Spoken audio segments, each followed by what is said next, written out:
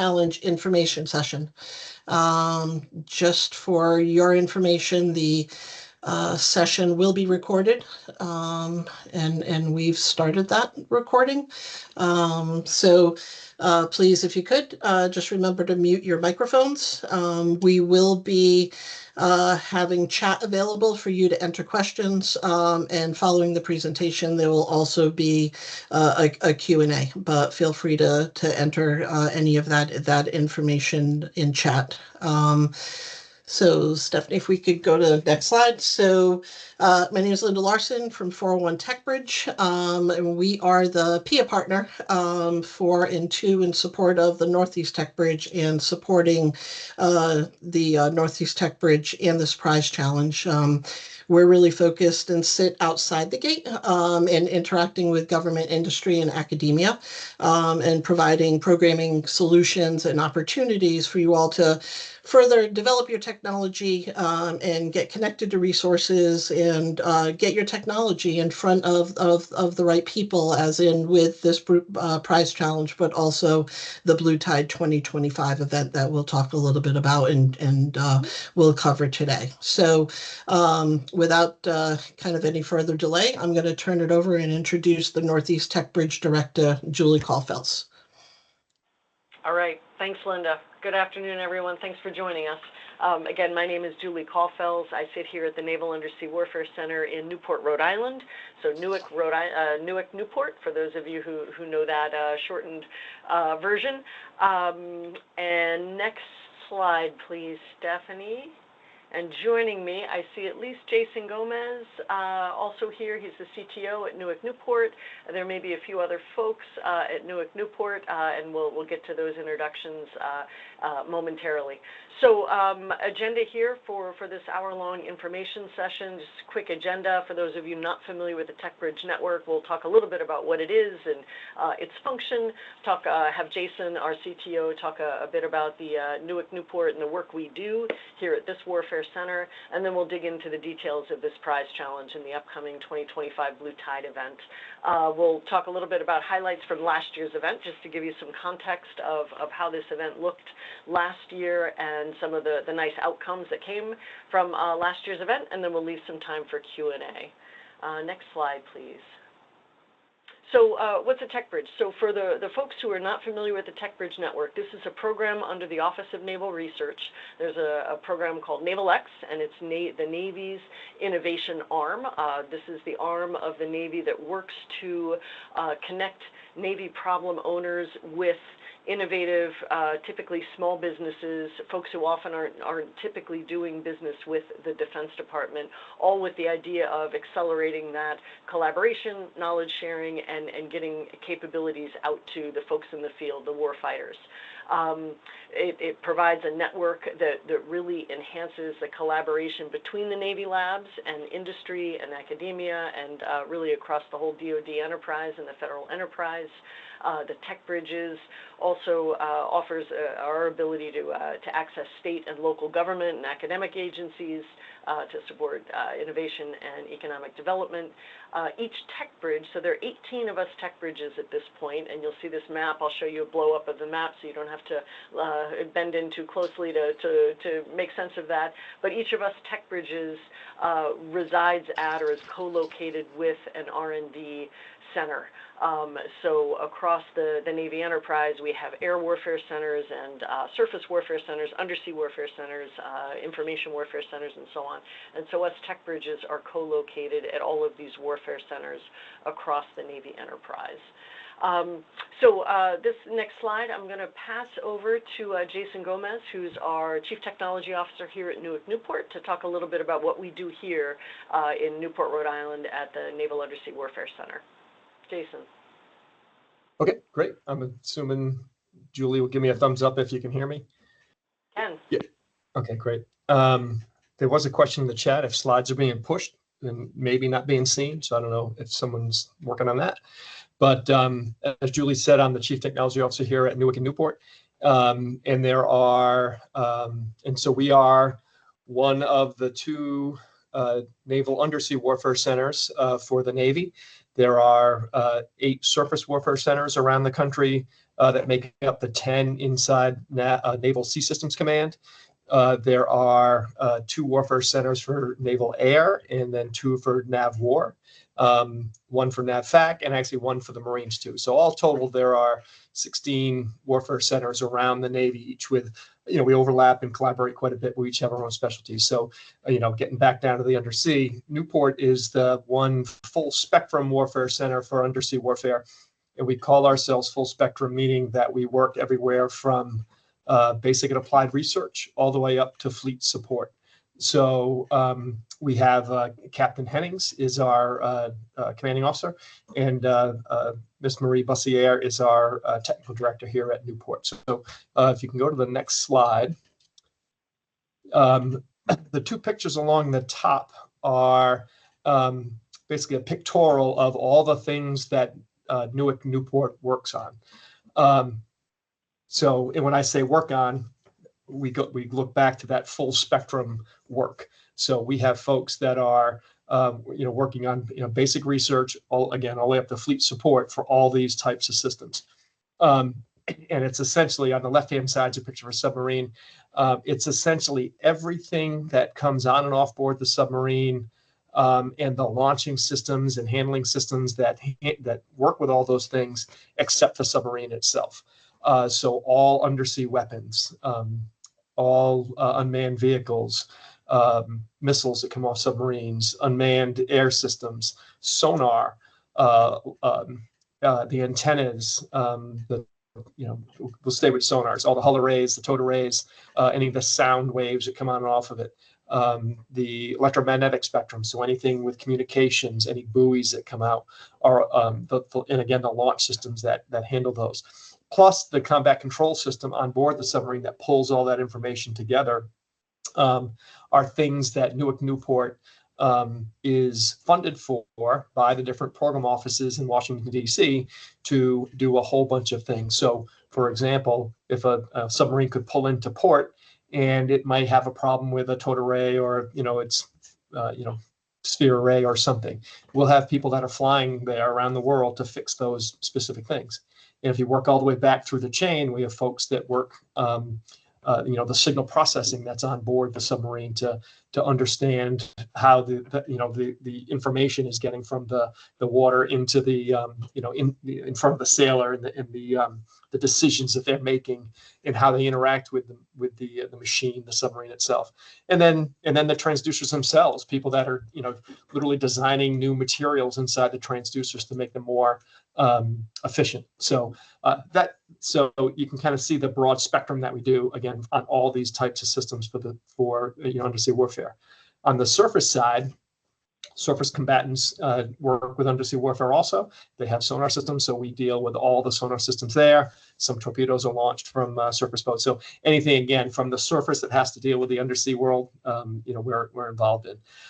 Most of our workforce, scientists and engineers, again, working across that whole spectrum. If you go to the next slide.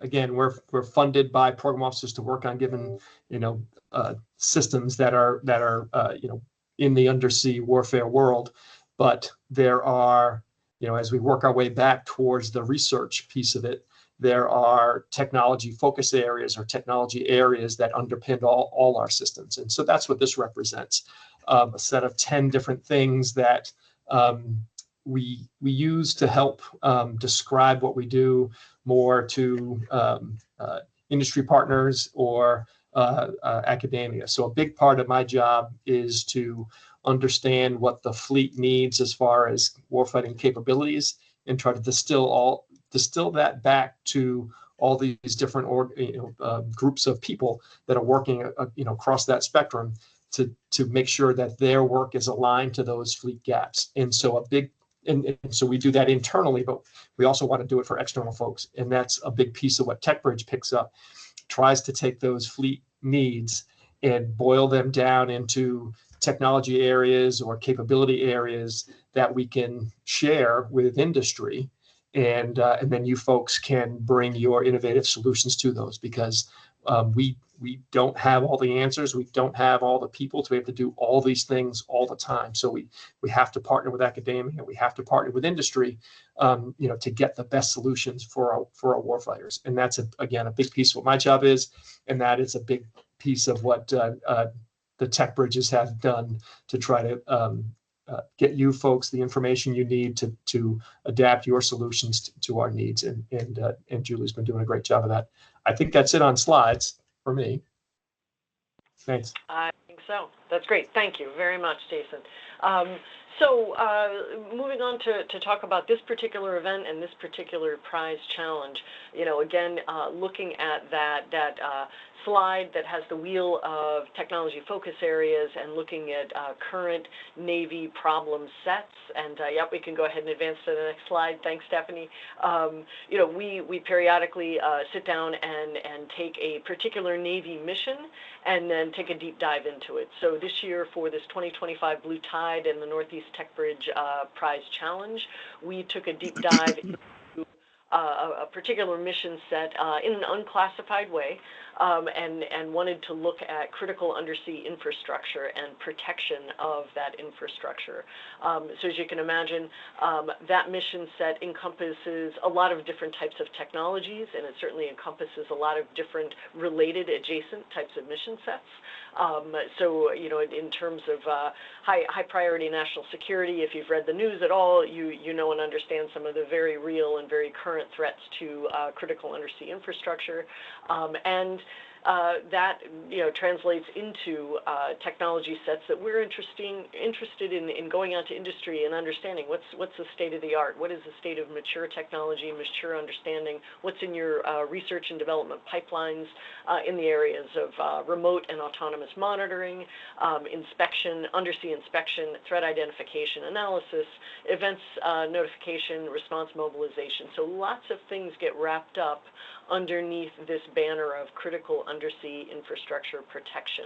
And again, our objective within the TechBridge network, and certainly for this event, is to connect folks like you, industry partners who've got innovative technologies that have some potential national security applications with the real, the real current government problem owners, whether these are the scientists and engineers at this campus, our Warfare Center, or other warfare centers across the Navy enterprise or across the federal enterprise. I'd include our Coast Guard partners and some other partners across the federal government. Our objective is to find relevant, mission relevant, and operationally relevant opportunities to get your technology in front of relevant eyes to have an exchange, which is beneficial both for industry. You get a better understanding of the areas of priority and the problem sets that we're working on here in the federal government, and then also gives us an opportunity to take a look at what's available, what's cutting edge, what's out in industry, what advances has industry been able to make, and how can we partner together to keep both of our sides of that equation working forward. So mission engineering. So mission engineering here at Newark Newport is a team of folks who look at all sorts of types of Navy mission sets, and they took a look at this critical undersea infrastructure protection problem set, and they came up with an unclassified version of a mission, kind of a real relevant operational mission, and they decomposed that mission into 4 technology bins. So these 4 technology bins: autonomous undersea and surface vehicles is the first bin, mobile and stationary sensors, resilient undersea and cross-domain comms, and then high-resolution undersea imaging. So we took that mission set and decomposed it into these 4 technology bins. Next slide, please. This is just a visual, a graphic, what we call an operational view level 1.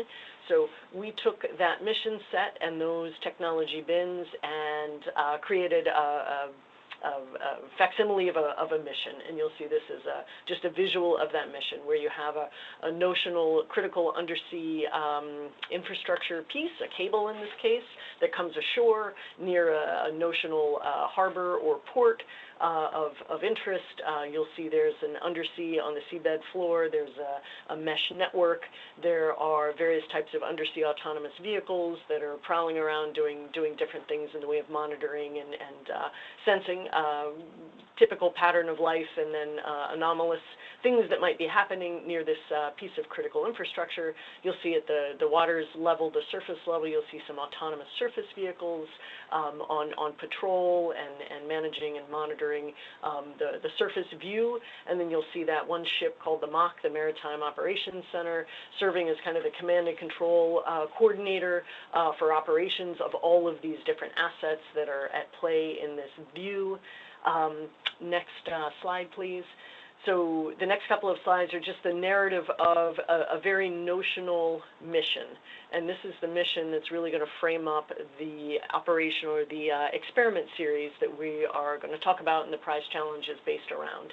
So the narrative of this, and again, it's notional. Think Tom Clancy. Don't necessarily think, you know, a particular piece of the world where this might be happening, but this is just a notional description of this a scenario which could very well happen anywhere in the world, and how we want you in industry to start thinking about how we piece together various pieces of this technology puzzle to actually solve problems out in the real world.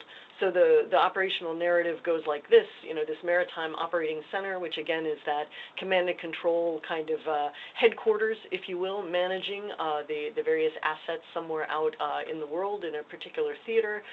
You know, it's located at this fictitious strategic port where critical power and data cables come ashore.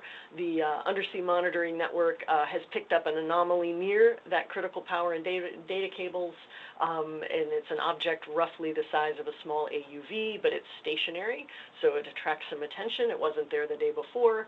The resilient comms link, that mesh network on the seabed floor and perhaps in the water column, perhaps even at the surface, that resilient comms link sends a message to the MOC, which orders deployment of a collaborative swarm of AUVs for closer inspection. As the AUVs approach the anomaly, a high-res underwater camera aboard the lead AUV engages, sending a live feed to the MOC. Again, this is a notional narrative. This is not locked in stone. We expect to see this exact mission executed in August. This is just to plant some seeds to give you an idea of some of the real-world problems that the Navy looks at and is working to solve, and you know, our interest in seeing some, you know, technologies that might play a part of this. So again, in the MOC, AI-assisted target recognition rapidly analyzes the object structure. The command and control systems fuse all the incoming data from the seabed mapping drones, the surface vessels, and the subsurface sensors. The anomaly was not an alone object, it turns out. It was one of 3 devices placed along that cable route. Next slide, please.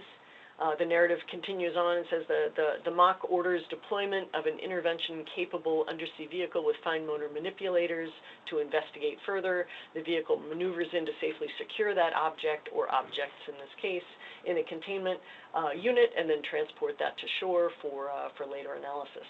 Meanwhile, you know, at the water surface, above the waterline, a network of autonomous ASVs maintains a perimeter, monitoring for any surface threats. As the deep sea teams work, the surface fleet sensors detect a new contact, an unidentified USV, moving toward the operation zone. 2 swarm-enabled patrol USVs break formation and move toward the intruder, emitting a deterrent signal. So this unknown vessel then hesitates and veers away. So next slide, please. So you can see it's a vignette. It's an operationally relevant vignette. It is notional. It has a lot of components to it. We don't know if current state of technology can support all of those, but that's part of our purpose in hosting an event like this, is to go out and understand what are the technologies that are currently available, what's their state of maturity, how do they interface one to the next, and which pieces of this mission set can we successfully accomplish today, given the state of technology today, and where are some areas where we might want to invest more and mature the technology state of readiness. So this event series is structured in a phased approach where we announced on challenge.gov this prize challenge that is overlaying this event series, and we're going to talk through a bit of how this is structured and how you can engage with this, apply for it, and how you would work through this process. So applying for the event series, the application and 5-page white paper is what constitutes an application. If you've been to the challenge.gov site and looked at this this particular challenge, you'll see all the instructions on how to apply and where to go. 401 TechBridge, our partner in organizing and managing this event series and prize challenge, has a landing page where you can submit your application and your 5-page max white paper. The application deadline is the 14th of April. So we will have a collection of evaluators look at those applications and those white papers and use a rubric to evaluate technology maturity and applicability to this particular mission set that we walk through. We'll notify applicants of whether they were selected to move on to the next phase by the 21st of April. And if you are selected, those qualifying companies will be invited to the next phase, this hybrid demonstration event. So phase 2, the hybrid demonstration events, this is where companies who've been selected from that first phase can participate either in person if they happen to be in this area in the Newport, Rhode Island area, or if they aren't conveniently able to participate in person. That is absolutely no penalty involved there. Companies are able to participate virtually. There are 4 demonstration series that align to those 4 technology bins that we laid out that are all puzzle pieces to that larger mission set. So April 29th will be our first hybrid selection event, and that event will focus on those autonomous vehicles, the undersea and the surface vehicles. The second hybrid selection event will be on May 6th, and that event will focus on the mobile and stationary sensors collection of technologies. The third event will be on May 13th. That one will focus on resilient comms, undersea and cross-domain comms. Cross-domain in our jargon means communications. It gets data signals from the water column to the water surface to the air. And then our fourth and final event will be May 20th, and that will focus on high-resolution undersea imaging, technologies around high-res undersea imaging. So those are the 4 demonstration events. Companies who participate in one of those 4 events will have 15 minutes to present their technologies, and then we'll follow it on by about 10 minutes of Q&A. Evaluators, there will be a panel of evaluators, technical subject matter experts who will be on evaluation panels. They'll use a rubric, another rubric, to evaluate the company and the technology maturity, the relevance of the technology to the mission that we'll be performing in August, scalability of the technology, is it a technology that can grow and mature and scale, and then finally the ability of participants to participate on our August 28th event, the final experiment. We will do our best to notify participants within 48 hours of the hybrid event in which they participate, so it's a pretty quick turnaround that we plan to provide. Next slide, please. So this gets into the prize challenge piece of things. So there are prizes associated, cash prizes associated with each phase of this whole event series. So the companies with the top scoring technologies, based on that rubric, those rubric scores, will be awarded about $7,500 and will be invited to participate in the final experiment event, which again is on the 28th of August. And I say approximately is, there are a number of unknowns that we have. That's the amount we intend to award, but there's some cases where those awards might be slightly higher. We do our best not to make them any lower, just so expectations are set accurately. If anything, you'll be pleasantly surprised. But there's some uncertainty. We don't know how many companies will apply, how many companies will end up being selected, and so on. So there is some uncertainty, which is why there is that asterisk there on that second bullet. It's expected that there will be approximately 3 to 5 semifinal awardees from this hybrid demonstration series from each event, each of the 4 events. And asterisk is the government reserves the right to make more or fewer awards based on rubric evaluation scores. But certainly our goal is to have a straightforward and meet your expectations, set expectations squarely up front and meet those expectations. So the final phase of this event series and the prize challenge will be the final experiment event. So August 28th, we'll be performing that mission that we just looked at, that OV1 and that mission narrative that I read through. We'll be performing that on August 28th. Some collection of companies will come together in person, in water, and will actually perform this mission, or some close variant of the mission based on what technologies, what companies come to the table and are able to join us on the 28th and perform the mission. So as we did last year, for those of you who are familiar with or maybe even participated last year at this event series, we'll have two locations. One, companies that will be based and launch out of Newark, Newport, our waterfront here at the Warfare Center, and we'll also have another launch site at Sail Newport, which is a private sailing center here on Narragansett Bay, just a few miles south of Newark, Newport, and we've done that both for convenience and to give us a little more latitude and opportunities to get as many companies to participate as possible. So there'll be two locations where we will launch from to execute this mission on the 28th of August. The evaluators, again, will have a collection of subject matter expert evaluators attached to each of the companies, each of the participating companies and technologies who will be evaluating the performance of those technologies. You know, this will be an experiment. There will be test objectives and test plans, and we'll have evaluators evaluating how companies' technologies performed on the day of. And then our notification to applicants, this will be a day of type of notification. We'll be out on the water, we'll perform the experiment, it'll be a busy day, there'll be a lot going on, and our evaluators will huddle at the end of the experiments, we'll aggregate scores, and we'll announce winners for the prize challenge on the day of. So on August 28th, we'll be announcing the prize winners.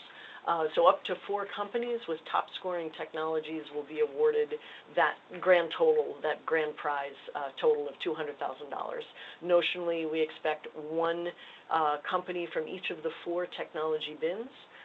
But again, we reserve the right, because there's so many uncertainties and unknowns, we reserve the right to have a little bit of flexibility in making those awards in a fair way. Next slide, please.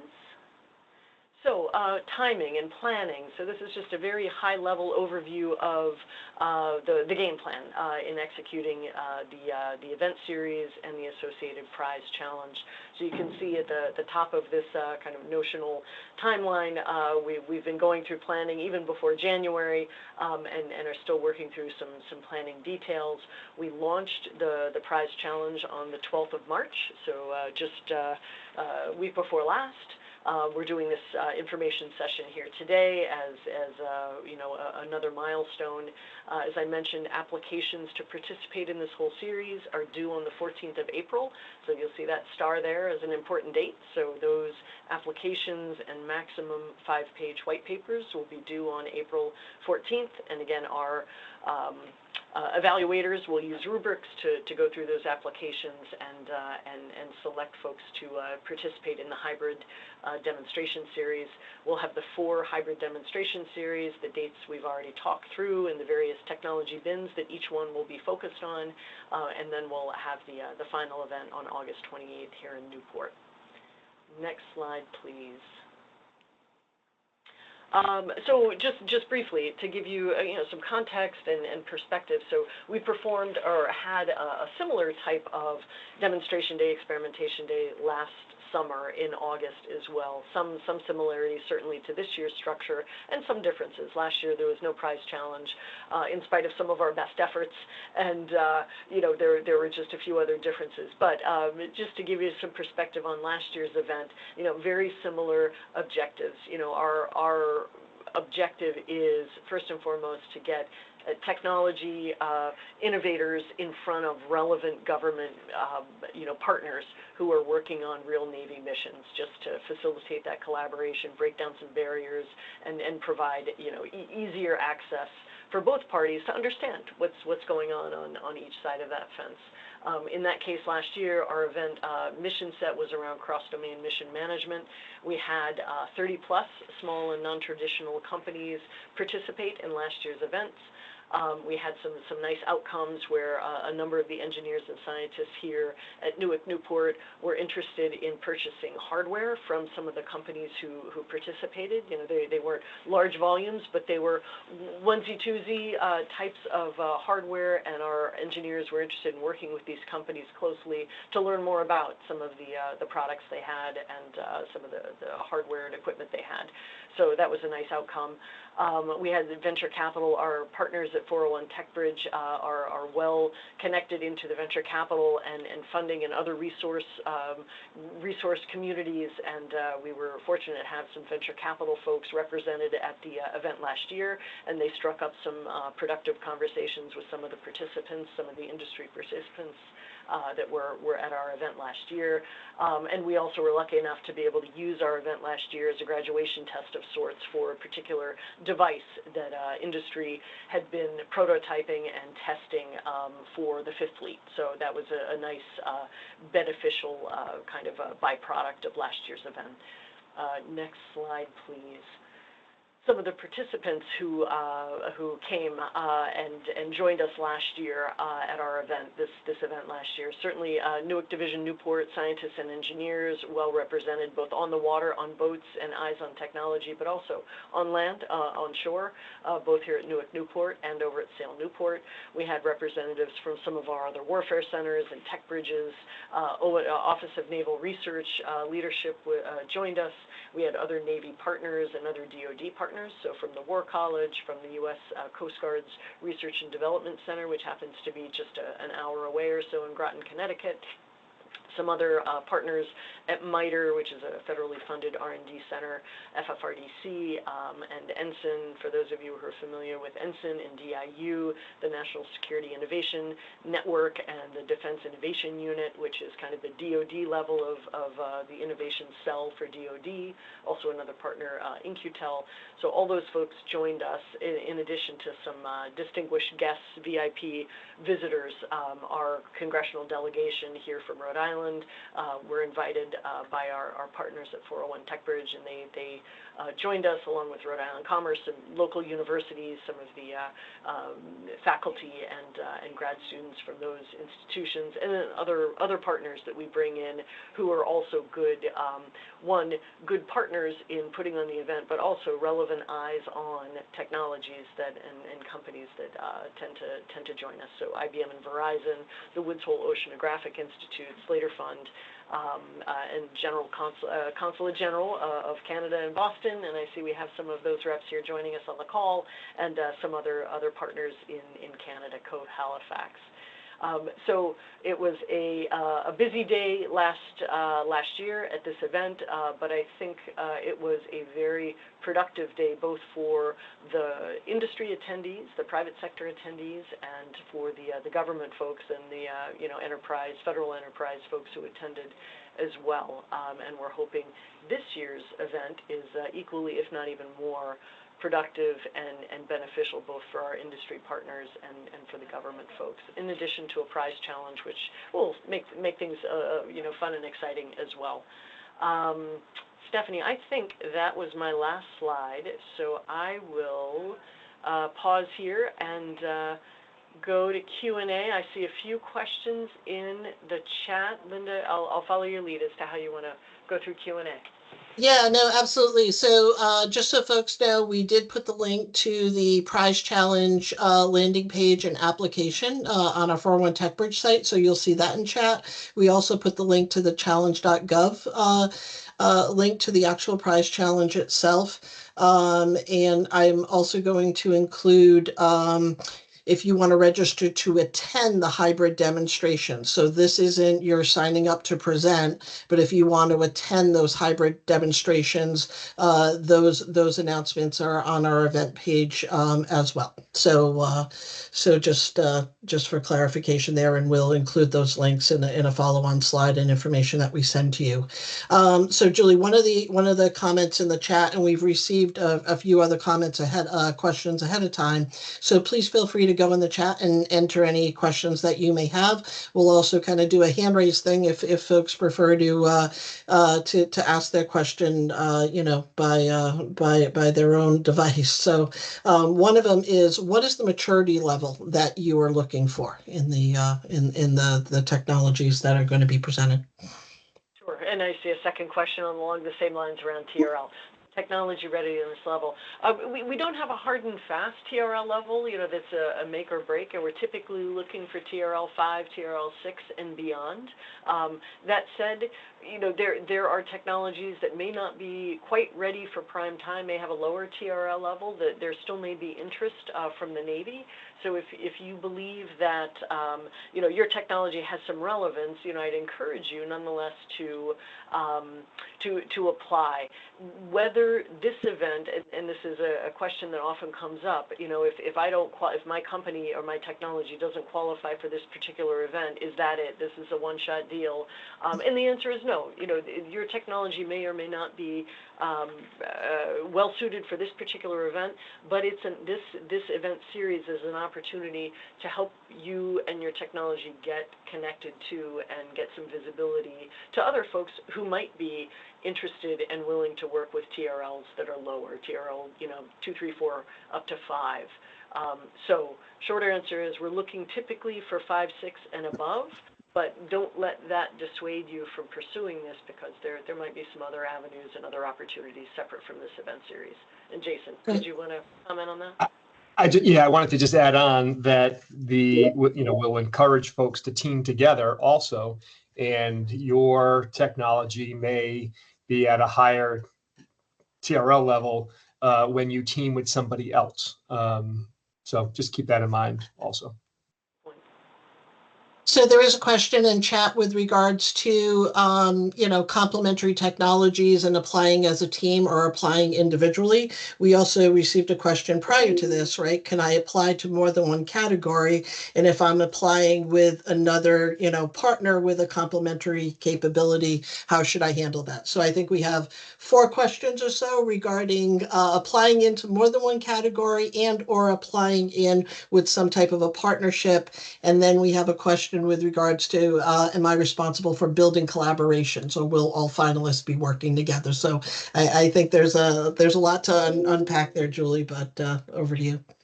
For sure, absolutely. So because this is a prize challenge, and there are certain federal guidelines around prize challenges and how they operate, all companies who are interested in participating and competing for these prizes need to be identified right up front. They need to be on the application, and teams need to be identified. So for instance, you can't apply as a standalone team, maybe be selected at one of the phase down selects, and then bring in a partner. Partners need to be identified right up front, so we'll start for that. You can absolutely apply as a team and identify all the team members in one application, or you could apply separately, but you need to have all of your teammates identified, or at least part of the application process, which closes out April 14th. There are certain contracting and legal guidelines that we have to follow, and I will, before I get out over my skis, I will make sure I get some crystal clear clarification from our contracts and legal as to whether there are any requirements or limitations in how companies team together, whether 2 companies or multiple companies are considered a single team, or whether they can function independently, even if they happen to partner up on experiment day. Great. Jason? Sorry, I can't help myself. And maybe this will help, or not. But I think you were talking about partnering for the initial application piece for one of the individual, and I forget what we call them, but individual down selects, one of the 4, right? And so your team would be part of that. And then I see in the chat there's something about, are you responsible for doing the entire demonstration? And in those cases, once you come out of it, and Julie, correct me please if I'm wrong, but once you come out of one of the 4 selections, then there'll be an opportunity to team together for the final demonstration, correct? Correct, and also partners, teams can apply together right at the outset. If there is a partnership you already have in place, if there's a partnership you want to pursue, you can apply as a team for sure. You can team subsequently at a later phase, provided all your teammates, team members, have been, part of the process from the outset. Absolutely. And no, our expectation is not that a single company will come to the table and be able to perform that entire mission soup to nuts. Again, that is a notional mission, and the technologies that are relevant at play at each of those parts of the mission, those are puzzle pieces. We don't expect anyone to show up with all the puzzle pieces. If someone does, great, or 80% of the puzzle pieces, that's great, but our expectation is not that a single company will be able to perform all. It will be probably some kind of partnership or collaboration that will plan for a range day. Our goal is to make all of your companies, all of your technologies successful out on range day. And if we need to adapt the mission because we just might have a gap, or we might not have all the right puzzle pieces to accomplish the full mission as it's written, that's okay. That's a fine solution set too. Yep. Julie, we have a question. For those demonstrating new sensors that are deployed on a small UUV platform, is it possible to obtain the small UUV platform and operators via the demo hosting partners? Possible to obtain the small UUV platform and operators via, I'm not sure I understand. I'm just rereading the question. So I believe the question, and feel free, who's Fraser, I believe, if you want to provide clarity, where a sensor, needs to be on some sort of a platform. Will we be providing that platform? Yes, I was just really asking if there are a pool of vehicles available for people to put their sensors on. But I think since I posted that, you explained more about the teaming, and so it would probably make sense to team with somebody that has a platform. Yeah. Yes, I would agree with that. There's certainly platforms that have been developed here at Newport, but those for the most part won't be in play on range day, and I wouldn't want. I wouldn't want to set a playing field that has some folks riding on, government platforms, for instance, Newick developed platforms. So it would be an opportunity for you to partner with a UUV or a USV, for instance, if you're looking for a platform to ride on. Absolutely. Got it. Over. Julie, can you please explain the process again? We submit the 5 pages, and then what happens during those 4 meetings you mentioned? So those 4 demonstrations. So the 5 pages come in along with the application, and then if you could just run through that process again. Sure. If we could just back up, there's a slide that I can just put up on the screen. So as I talk through it, I want to say it was slide maybe 12 or 13, somewhere in there. Maybe 13. Yeah, let's go to 13. There we go. So that application. So the applications are due on the 14th of April, and you'll submit those through that challenge.gov website, which leads to the 401 TechBridge portal and landing page. Those applications, it's just a few fields to fill out for the application, and then you can attach your maximum 5-page white paper and submit it through that portal. So that application is due on the 14th. Our evaluators will look through those applications, use a rubric to evaluate technology maturity and its applicability to this mission set, and then we'll notify applicants a week later of being selected to participate in those hybrid demonstration events. So phase 2 are the hybrid demonstration events. Those are on land. Those can be virtual. You can dial in via Teams and provide your demonstration, or if you happen to be in Rhode Island, you can do this in person. But those 4 hybrid demonstration events are phase 2. where companies will have 15 minutes to present, 15 minutes, 10 minutes or so of Q&A, and in front of a team of evaluators. And then again, there will be an evaluation based on a rubric and another down select to select the companies that participate on August 29th in the final event. And I just want to reread the question to make sure I am covering. I think I covered your question, but please, follow up or come off mute if you have a follow-on question.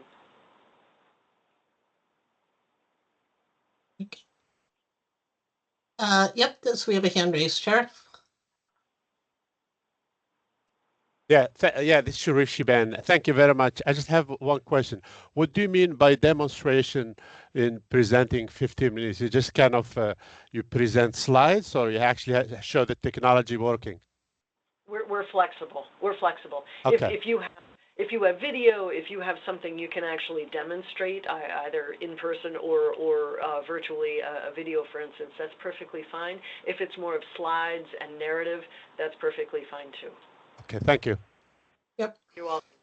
And just for clarification, that 5-page white paper comes into the evaluation team, and that's really where you're kind of descripting and laying out your technology and its capability.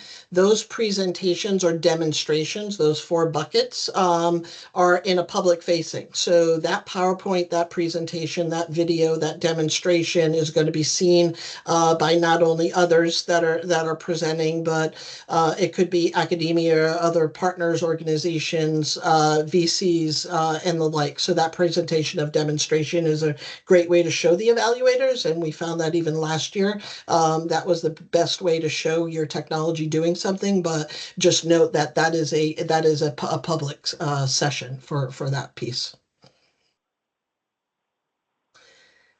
Julie, one of the questions that we had in advance is, what if I don't get selected, right, through the application process, or even then through the demonstration process? Then now what, right? I've got an answer on our 401 side, but on for what happens to their stuff, and where do they go from there?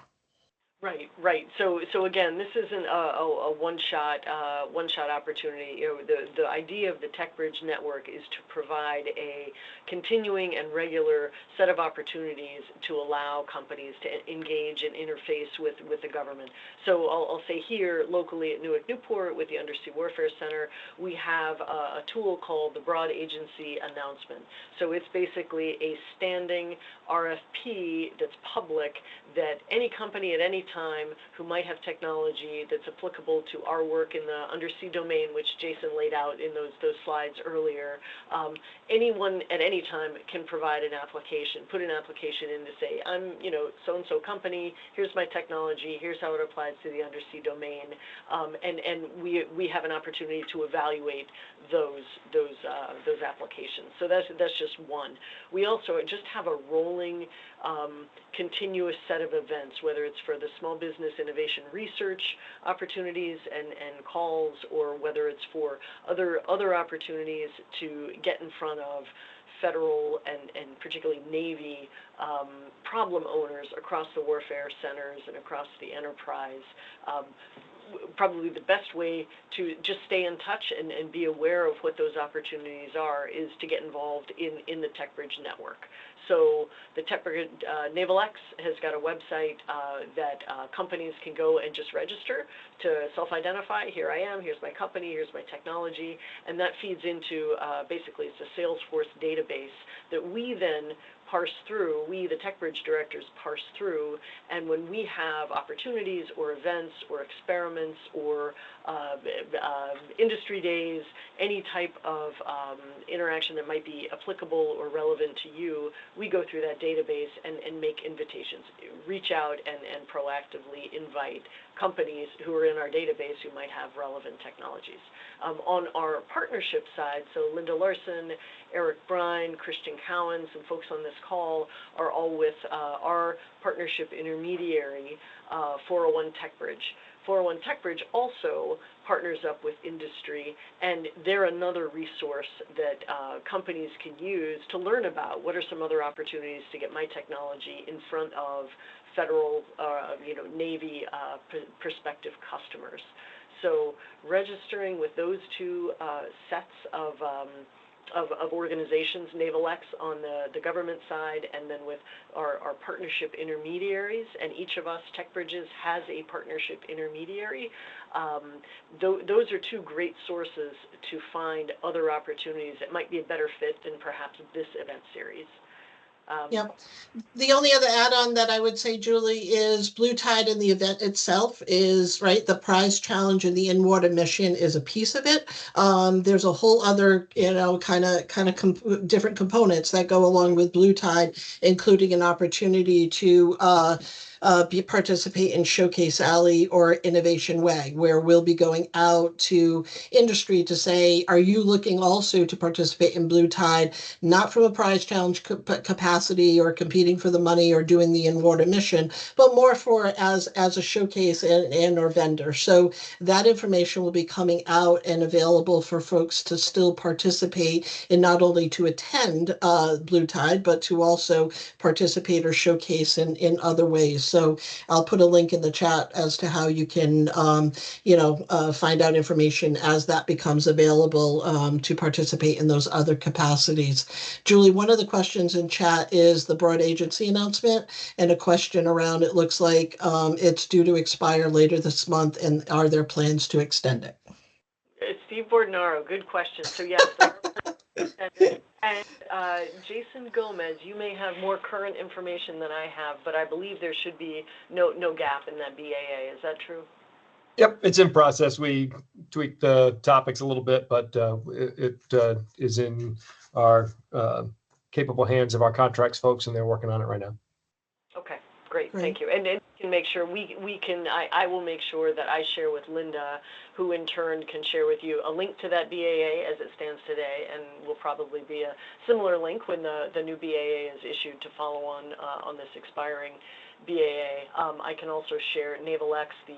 You can Google NavalX. There's a nice website you can pour through and learn a little bit more about the TechBridge network, where the various warfare centers are that have TechBridges, and how you can get kind of connected into those ecosystems. But it's an easy Google. But I will share that link with Linda. She knows it well, and we can make sure we share it with you.